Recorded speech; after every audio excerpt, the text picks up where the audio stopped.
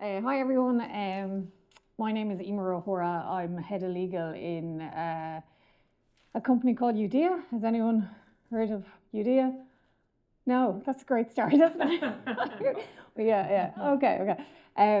So I previously worked for Johnson Hannah, which was an ALSP, an Irish company, started a couple of years back, based here in Dublin, and Johnson Hannah provided legal process work to lots of the big companies in Ireland, big and small, sorry, no preference, but basically we were helping the in-house legal teams of those companies take some of their kind of menial tasks, and we would service that for them.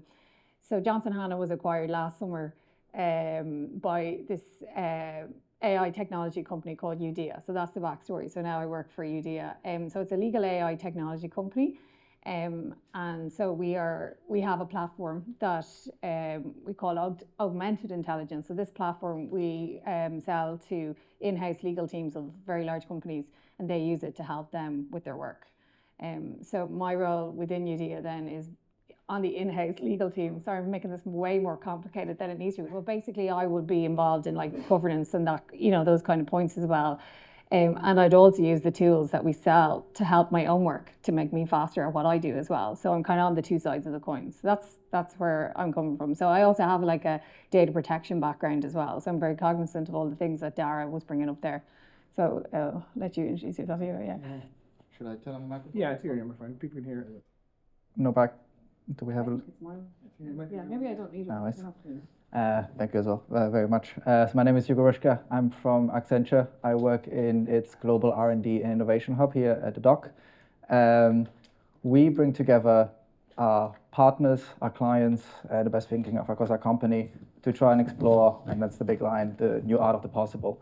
What that means is essentially we're looking at new propositions, trying to explore what new applications to emerging technology, and exploring what this new workflows actually means in the context of actual use cases in companies. I'm very lucky I get to work with a large multidisciplinary team of AI experts, programmers, behavioral scientists, behavioral psychologists that really bring together like this broad perspectives in this work and different points of view. That's really important, especially when it comes to this development of these AI systems that now we're seeing everywhere. At the moment, a lot of the work that I'm doing, especially with clients, is essentially around AI. AI is a big conversation for the last 2 years. We've seen everything from a lot of need around enablement and education around the technology, what the technology means for the industry, and now it's really around putting their bets in terms of understanding where actually do we want to double down to reinvent actually the entire workflows. Something we're seeing very often is this idea of trying to just throw AI at a problem. We're trying to take a bit more of a holistic view and trying to really helping them build out these vertical use cases in a much more meaningful way. I think maybe on a sideway as well, I am also that annoying person you also have around the office that talks a bit too much about AI and the latest developments and what's happening in the state, what's happening in the tools, what's happening in terms of new capabilities, how it's impacting the stock market, how it's impacting our work. So which is why as well I've been invited here to annoy you guys.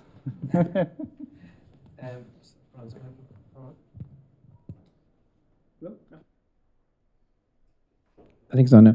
I'm going to ask the panel some questions, but I'm going to come to you guys as well. So this is a great chance to ask some experts on AI, any questions that might be floating in your mind, particularly, and hopefully the slides maybe raise some questions as well.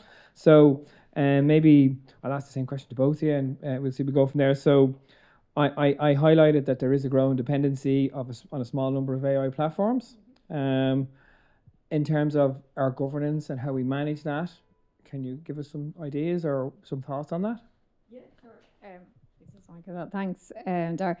I think I'd agree. Yeah, there's obviously a growing dependency. I'd nearly add a couple of more names to the list, though, especially in your trunk. I like that analogy. Obviously, OpenAI, who for ChatGPT and Anthropic came to mind for me. So they would be probably the bigger players in the LM space. Obviously, with Google and Meta and there as well. And probably that's probably about it. Is it really? Yeah.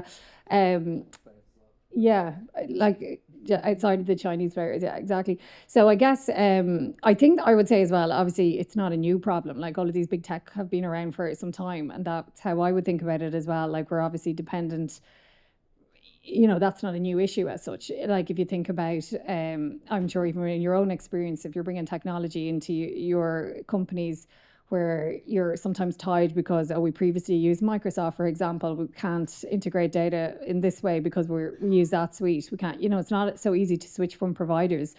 And I think with AI, it's, that's still kind of something to be thought about as well. But I think the issues around, transfer of data and all that is nearly amplified, because in the past it was more like you're viewing them as a critical supplier, and I think we should still do that. But now I think not only are they hosting data, maybe, and it's a question of how do you extract data or how do we integrate data down the line, but now it's like, it's helping us make decisions and that. So there's a bias, as you rightly pointed out, Dara, potentially depending on which buyer you use. I mean, like the big news story last week where Anthropic said no to servicing the US military.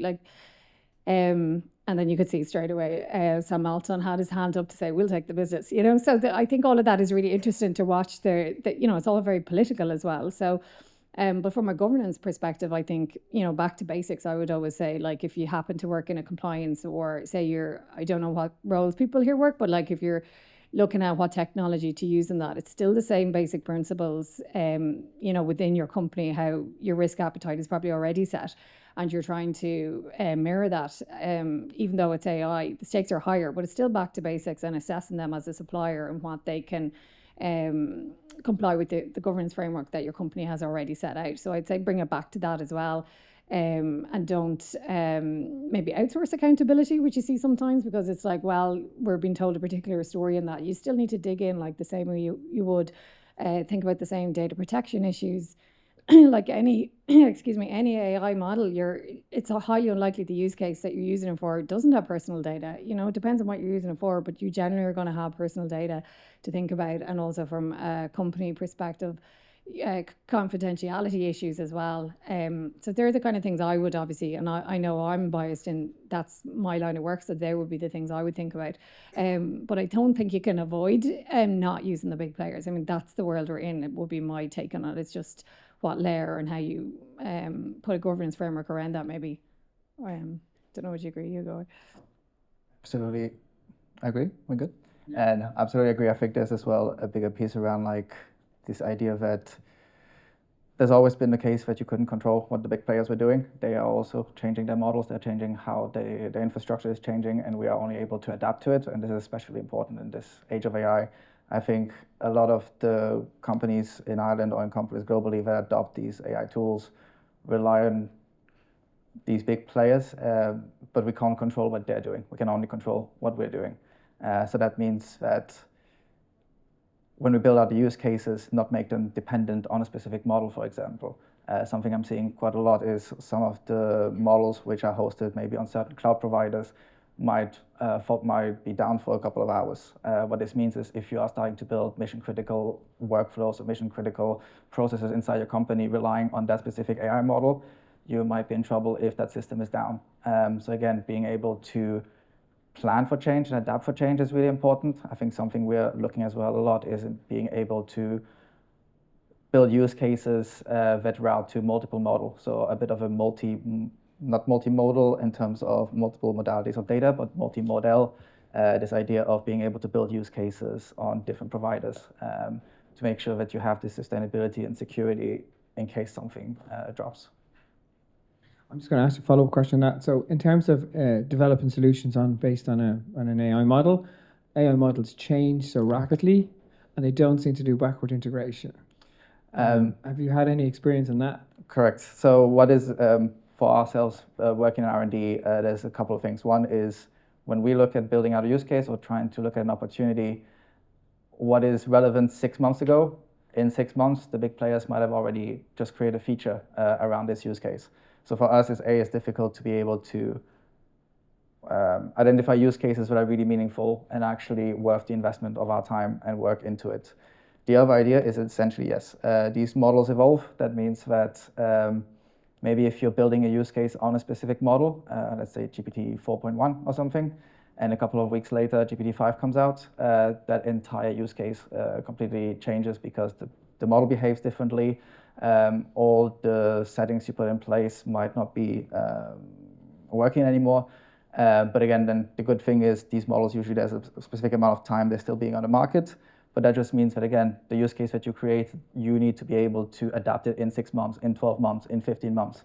And I think that's the biggest as well change that we're seeing. A lot of the previously in R&D or in software development, there was a lot of focus around the evaluation before the launch. Now is post the launch, there's so much work that still needs to be done around monitoring, observability around how people use the tools, but as well then when new models come out, how do we integrate those into the use case?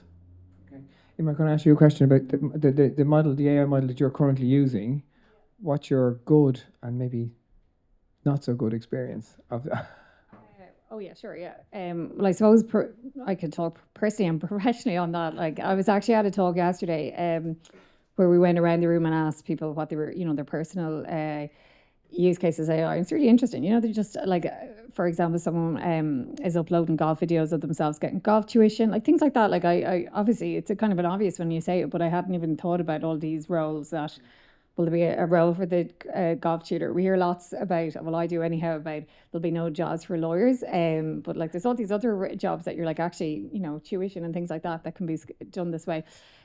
So yeah, personally, yeah, I use a lot of the free, but so I am a fan of GPT actually as opposed to Claude personally. But in our models in Eudia, we're using a number where we would say we're model agnostic, and for the reasons that you just as outlined there, because we need to be adaptable because it's changing so fast. So we're never going to have all our eggs in one basket essentially. So I can't really say like as in, I think it's too early days. It's not like we're placing our bets on anyone. We're just saying agnostic in that front. That's what I'd say. Thank you very much. So I'm going to ask the audience now in a second if you have any questions. So hopefully you have some. Okay. I mentioned the model about Kasparov's model about where humans should be in the whole chain of AI and human interaction or AI to AI interaction and automated decision making, etc., etc. There's a whole chain of events that you could think about that could happen there. And catastrophize about as well. So I'm going to maybe ask for your opinions on that. I'll maybe start with you, Hugo, in this case. Where should we be in this AI relationship, or where will we end up even? Very interesting question, and maybe as well, where are we right now? Because a lot of the systems that are being designed, so there's this idea of human in the loop, human on the loop. You introduced this earlier in the presentation as well. Are we looking at the human just validating outputs? Are we looking at the human using the outputs for another piece of work? Are we looking at fully automating the entire process end to end? A lot of times what I'm seeing is a lot of companies will promote this idea of human in the loop, or human should be always in the loop, or it needs to be a human-centric system where the human always has agency. But actually what turns out is a system where I would call it human in the loop theater, because it just actually is getting an output and clicking yes or no, or just copying the output into another interface, which is then there's not this cognitive work around evaluating or assessing the output that you're getting. And this becomes especially a problem because what we're seeing as well is these tools are now being used to create new data in your organizations, and especially now that we're moving towards an agentic world, these agents are going to be creating new data as well. But this data, sometimes you can't fully rely on these systems. They hallucinate. There's problems around how they behave, but the data that they create will propagate inside your organization. The data they create, if it's hallucinated, if it's wrong, it will be picked up again in another system, and that might then create bigger risk for your organization. So again, there's this idea that a lot of unintended consequences of these tools where the surface area for risks greatly increases because we can't yet predict how these models will go wrong. A lot of testing is being done before we release a model, but most of the problems will always show up when you release them and you have users at scale and you're seeing behaviors you did not expect in any of your evaluation beforehand. Mm-hmm. Yeah, it's so interesting. All ears as well. Yeah, I would say in our work, because if you think of our ICP being our customers, we're selling into in-house legal teams essentially. So I think I agree with what you guys saying there about humans in the loop in a theatrical kind of sense, but I think our use case is probably slightly different because basically what we're doing is uploading contracts. So, the way I don't know if your legal department takes ages to turn stuff for you, but like it just speeds it up so much because they're essentially able to redline it or, highlight all of the positions in a particular contract that, say for whoever the user's company doesn't want to accept.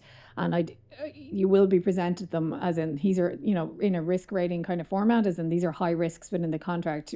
Here's a suggestion. Do you want to put that in and send it back to the other side, or maybe you can accept it, things like that. So it wouldn't be as much as a tick the box, because it's generally a lawyer as well reviewing that and taking the time. So I think maybe it's just because of the type of user we tend to have that it works very well, because the premise that we work off is augmented intelligence, and what we're really talking about there is about having humans in the loop, but in a real sense, so that it's not just a tick the box exercise. But I completely agree. Like, I'm sure everyone has seen it, that where you have if your teams have access to even Copilot or anything that within work, like you're starting to get these emails that everything sounds very the same because they're all being written by generative AI essentially. And like we saw how, now the M mark, which they call it, like, which is that long dash, you can often spot it, like, when someone sent you something. And I'm not against it. I'm not saying that. It's like, obviously if it speeds people up, but I think as well, like, people are maybe losing a sense of their own creativity and what they can do. Like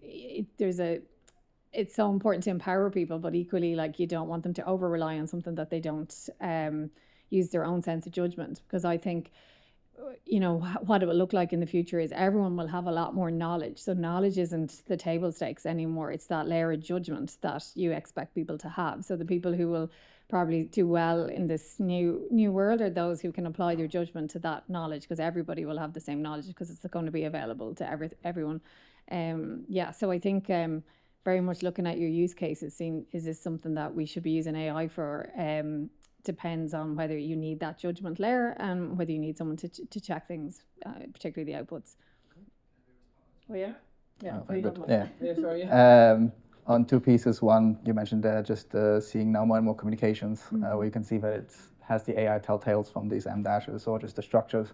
What we're looking as well now is just very interesting ideas around how that leads to erosion of trust, because we have a feeling that our leaders are not necessarily spending time writing to us anymore, or actually putting in the time and thinking to communicate to their employees. So there's another piece around what should we automate, what should we not automate. There's a lot of these human elements where we go into a company, we have trust in our leaders, we have trust in our colleagues, but when we're just seeing that they are being replaced or they're replacing their own leadership and cognition with AI, that starts eroding a bit of trust. And the other piece that you mentioned at the beginning around, amazing, you guys are building systems that really help to augment your lawyers, and you guys are probably finding your workflows are ready to do this.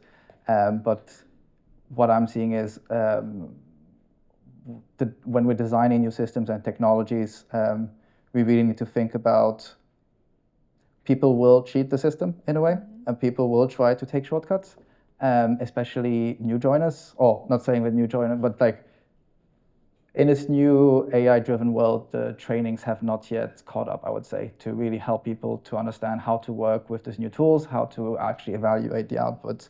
So when you are a seasoned lawyer, probably you are able to better interpret the results, looking at the contract, looking at the recommendations. But if you're a new joiner who not necessarily has gone through all the learnings and the years of careers in learning what is good, what does good look like, you risk that these people will most likely use the system to accelerate the work, potentially skip certain of the steps, and which leads you to greater risk exposure again.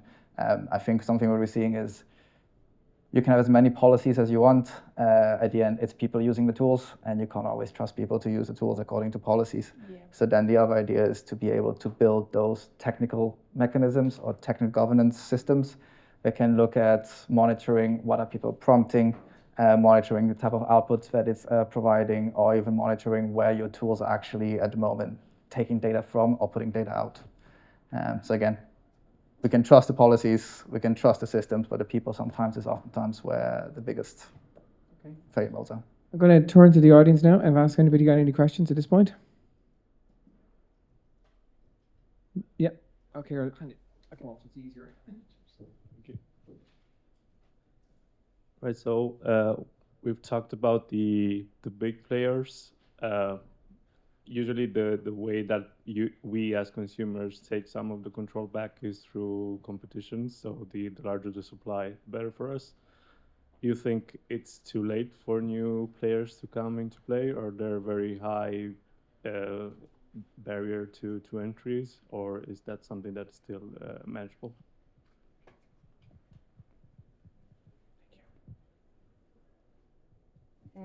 Yeah, it's a really interesting question. I definitely think there's a head start there, but I guess there's only so much data that everyone.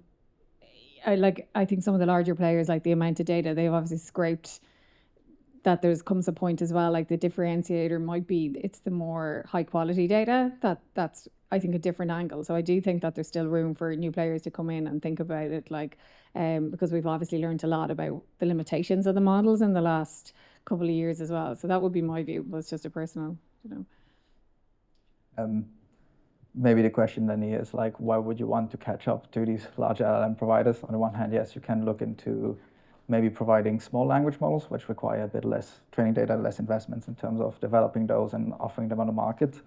But oftentimes, for a lot of companies, I don't necessarily see the way forward to be building our own LLM for our own company. There's a couple of options you have when you got to AI, is everything around. You can buy off-the-shelf tools, you can fine-tune them with your own context, and then you can also build them all the way if you're working in highly sensitive information or regulated industries.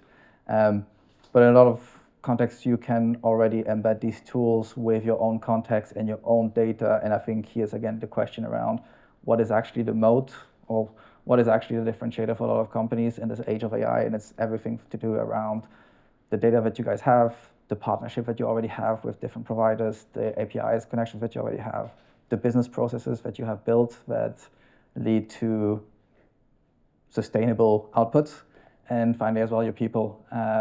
So all these different elements combined allow you to derive the most value out of these tools rather than having to focus on developing a new set of LLM, I would say. If that makes sense? Yeah, no, absolutely does. Yeah.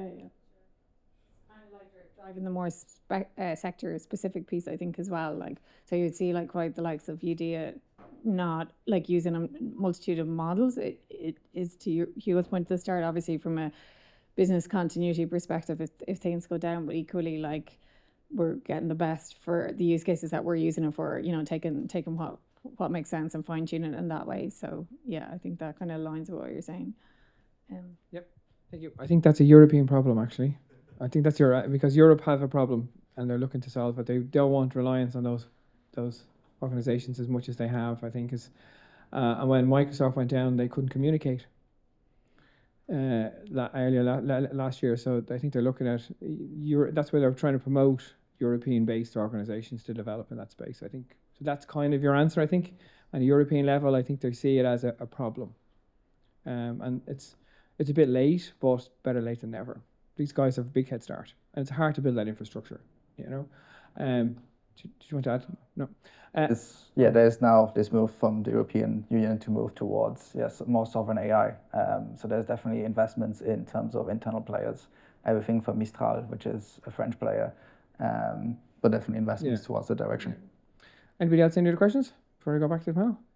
Yeah, go ahead. So I think just tying into that question there, and a point from Ira earlier in regards to risk appetite. So we know that the artificial intelligence landscape is ever evolving, and there's always going to be new models and new developments and upgrades and platforms and things like this. So at what point, and especially from an R&D perspective, would you settle and say, okay, I'd like to stick with this platform, I found what I need with this platform, or what point would you get to determine that you'd like to stick with one platform instead of trying to always keep up with the market, and so that there's a good return on your own efforts as well? I think it's really context dependent. Oftentimes, depending if you're a small company, large organization, or in public sector, you have different flexibility to be able to switch between different providers. So it depends on your context, how much locked in you already are, how much your processes are already locked in certain providers. But when it comes only to the specific, are you talking specifically about the models which we will be choosing, or the entire infrastructure you will be building it on? More or less the models, yeah. It goes down then to model selection based on use case. Most of the models have different strengths and weaknesses, let's call them, or different characteristics. Some have shorter latency, some cost more when you're using them. So it's about assessing what your use case requires in terms of model, and then, but also still designing systems around it that it's still able to tap into different models if there is a problem behind it. I think it goes constantly. We are constantly reevaluating all the solutions that we put out now at a regular interval to again look at, is there a new model we should be adapting or integrating into this tool? So it goes again that in the past, a lot of software development cycles would have stopped once it's being launched. Now we're constantly monitoring again how the model behavior evolves over time and if new models are more fit for a tool. So I don't know if that completely answers your questions, but it's still to have a multimodal strategy, I think, is quite important around it. I'd just add as well, sometimes, like I think on our new release of models in the previous company I worked, we chose because we had what we needed out of, I think we were using GPT-3 at the time, it was enough, so there was no need, and we had our features built on it. So sometimes there comes a point where you might choose stability over maybe the latest thing that it can do if it works, I guess. So I think it's very much a commercial business risk. There's a lot of players to make that decision, and obviously the tech side as well. Yeah, Pierre, go. Thanks, Darren. No, we're just talking about governance and governance of AI, and there's a lot of focus on taking AI in as a tool. And we can have governance of the AI tool at local level, company or regional or European level. We have zero input to the governance at the platform level, and that's a worry. And secondly, you can talk about AI as a tool as opposed to saying, I can take in a certain brand to do by word processing or to do by spreadsheet. But when we talk about AI harvesting our data through to train the model and to store our data offshore. So that's my concern about governance, is the data, not the tool. The tools we can control, the tools we can use, we can maximize, human in the loop, whatever. We lose control because it's offshore.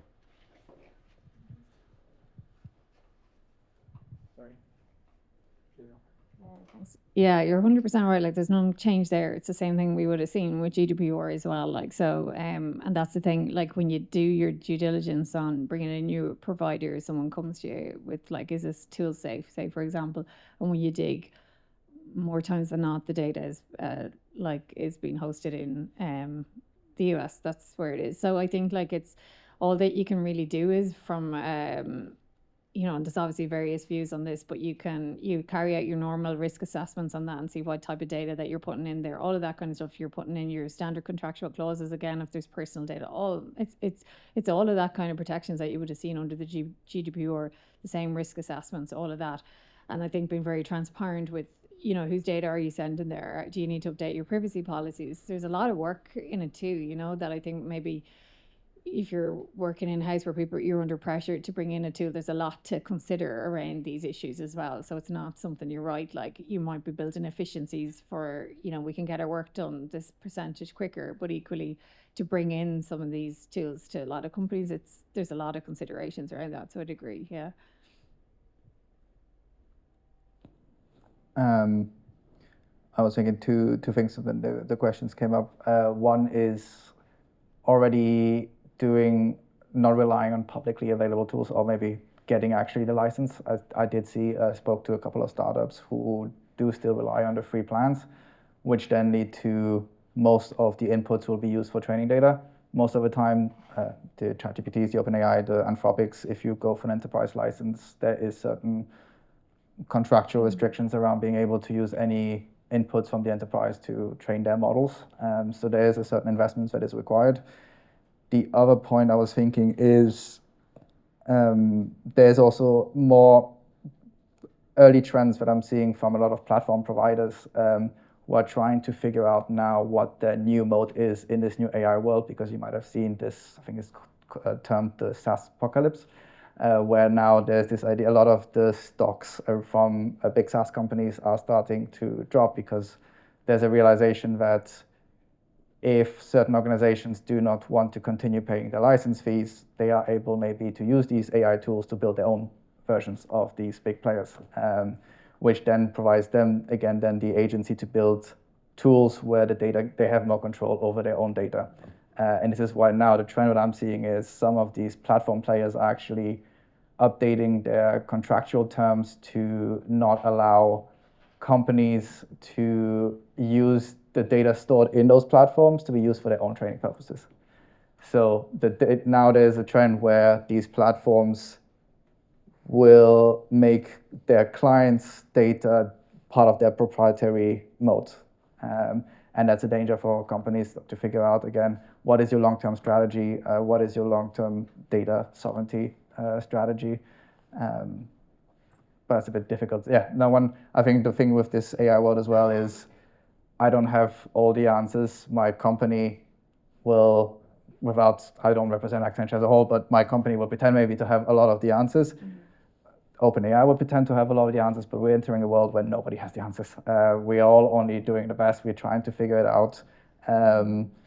I still don't believe that prompt engineering is actually a real craft. I think it's still people putting in prompts and seeing what works. So I think it's in the world where we're all experimenting and figuring things out, and you need a long-term strategy to drive towards it, but the way there will be a bit bumpy.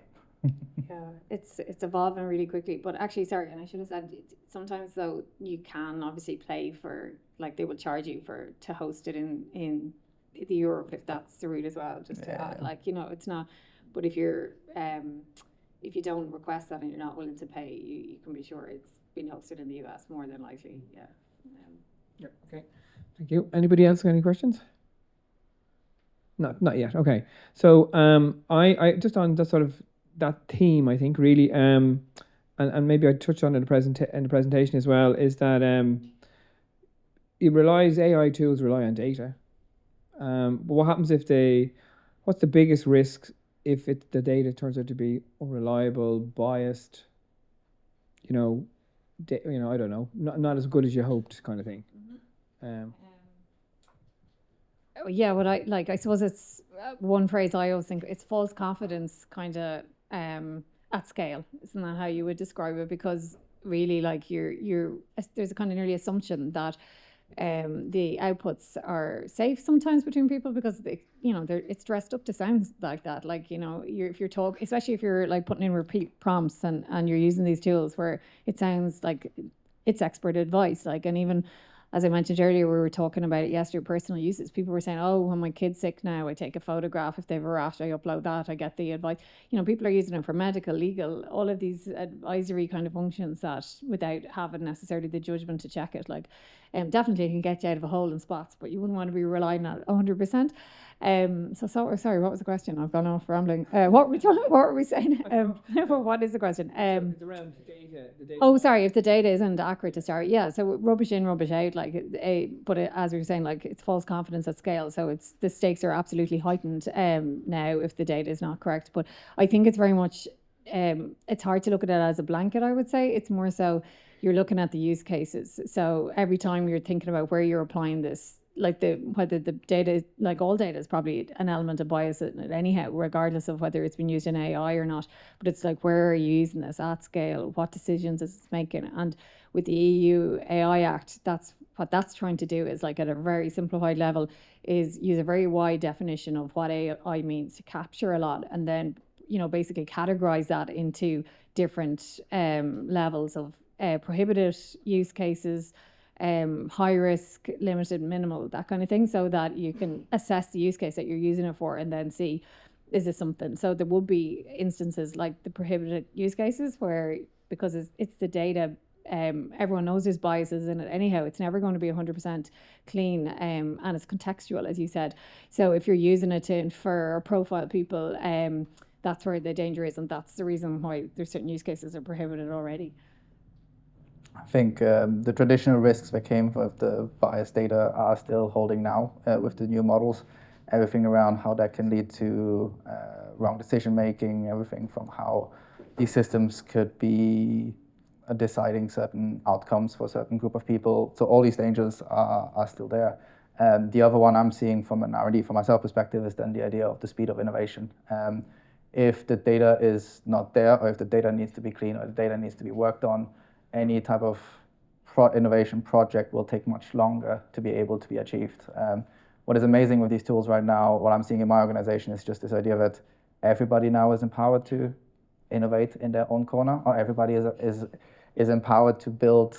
I think the term behind it is called citizen development. This idea that everyone is able in your organization to build system solutions for their own departments to support them in their workflow, and it's everything from a simple custom GPT or custom Copilot all the way to actually building new dashboards or building new systems that they can support in their work. These systems are then shared to somebody else, and it allows for this promised value to a certain degree that AI is supposed to bring to organizations. But if the foundations are not there, if the data is not there to power them, you limit yourself in terms of how much you can actually do with these tools in your organization. Yeah, it's complicated. And I'm just thinking here, like, you know, yeah, I know, well, maybe everybody here knows loads about it, but the AI Act and the GDPR Act, it feels like they're going to be in conflict. Like, or there's going to be challenges around, because AI needs a lot of data. And GDPR restricts access to data essentially, right? Or it certainly categorizes it. And so how is the sort of how are we going to balance that act? Yeah. Yeah, I kind of like what I was saying there as well. They're very similar in some ways. Like they're both risk-based approach. That's how they both work, GDPR and the EU AI Act. So basically, it's a case of you know, categorization of data again. So we were quite clear, I guess, under GDPR what was personal data. And again, there was an element of kind of, not discretion, I would say, like there's some obvious things, but like there was an element of what was your risk appetite here. It's similar with the EU AI Act in that sense. So I don't necessarily see it as a conflict. It would be more the case of you're always going to be dealing with GDPR issues when you're dealing with AI. So it's more a case, I think, sorry, excuse me, I have a cold as well. What? No, I'm okay, yeah. So it's more a case, I think, of like when we're dealing with the AI Act, there's obviously a lot of talk that maybe the EU is stifled in terms of from a competitive perspective because we have more stringent laws over here. The US are they have more of a patchwork. It's not that they have nothing, but it's not like a complete Wild West, but they do have less stringent. So that is another factor I think that we could touch on. But yeah, it's definitely a consideration. I think if you're bringing AI into your companies or anything like that, you have to consider GDPR. It's the same thing all over again. So like the risk assessment, the DPIA that you would have done under GDPR, you've equivalent fundamental impact assessment under EU AI Act. So in a way, I think there's similarities, maybe more so than conflict. It's just, I think the other kind of ripple in it is that the US maybe have an advantage because they have less regulation on that side in terms of, you know, innovation. So I don't have at all a regulation background. So I'm not 100% sure, but what I can, maybe just an observation, no matter what type of regulations come down the line, I think this idea of responsible AI by design is going to be more and more important. I think in the past, responsible AI was mostly seen as, again, a compliance topic, and that's internally what we're seeing as well, that responsible AI teams often interface with people from legal, people from more towards governance, but more and more now we are seeing actually these responsible AI people working more closely with engineers and IT folks inside those companies, because these regulations don't necessarily tell you what to do, they tell you what not to do maybe. That's one observation, that it's still then down to the company's own responsibility to understand how that applies in their own context. But if you already have those responsible AI principle in place in the way you approach AI, most likely you always be on the safer side of no matter what type of regulation comes down the line. Yeah. So all the practices around data minimization, transparency, observability still apply here. And if you set yourself up early enough, and this is what we're also seeing, the organizations that set up these controls early enough are the ones that actually see the most returns on their AI investments, or actually the most successful projects that go beyond the POCs to actually production grade. Thanks very much. I'm going to just about to wrap up. Has anybody before before I do that, got any questions? Just a quick one. I'm reading a lot now about a lot of these startups being sold with this X a million, that million, and you're looking at them, Jesus, 4 people working there. I wonder, are some companies, big companies, rushing into this too fast without much due diligence? Could we have another Murdoch MySpace movement or moment? Yeah, you could be onto something. No, sure. Like, there's obviously, like, I think a lot of people are questioning that. Is this a bit of a bubble? Everyone has placed their bets on it, you know. I was talking to someone who works in Microsoft in Redmond the other day, and they were like, they're not even watering the plants out here anymore. You know, they used to have a very fancy campus.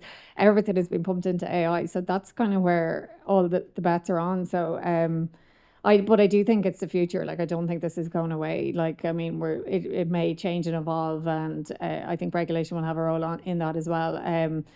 But yeah, this is where it's going. And I don't know if that's answering your question, whether, yeah, the sort of, yeah. I think, yeah, you're completely right. The technology is here to stay at this stage. In terms of, it's definitely different than most of the technology ways you would have seen in the past.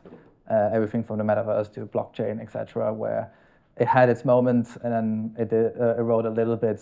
I do believe that this tool is becoming part of now the organizational infrastructure, let's call it, that connects all the intelligence across the organization, but also shapes the way people will be working, on how workflows are shaped. So I do believe that AI is here to stay.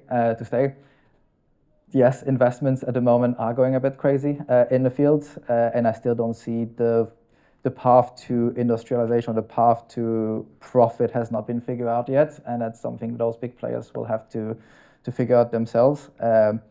But I do believe what is interesting as a shift is potentially this idea of seeing a one-man, $1 million company very quickly.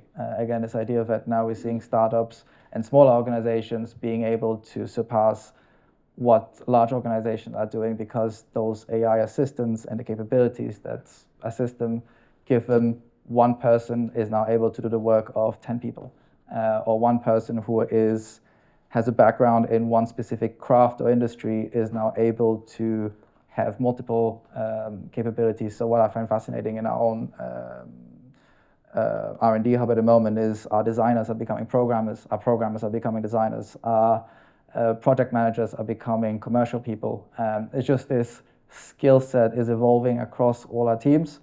And I do believe that, yeah, we're going to see a lot of small companies growing very fast in terms of their revenue, in terms of their impact. Exciting. I think we'll end it on exciting then. Thank you very much. Give a round of applause for Emer and Hugo.